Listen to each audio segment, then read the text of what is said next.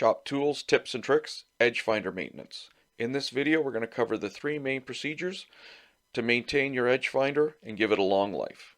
Stay tuned.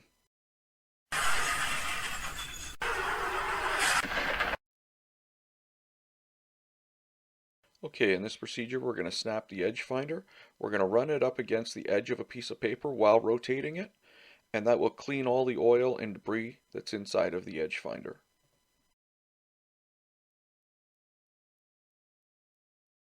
Since we've removed all of the oil and debris from inside of the edge finder, we need to replace it.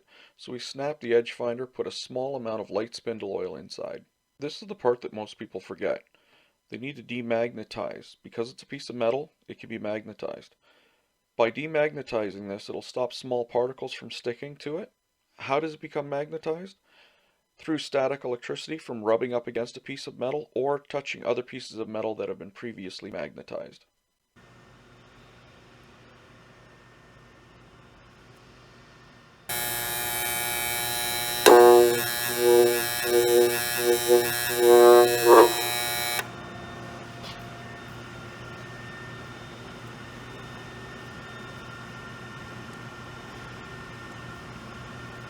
Another danger to watch out for is never leave the demagnetizer on. They get extremely hot and it's easy to burn yourself, and you can also burn out the demagnetizer.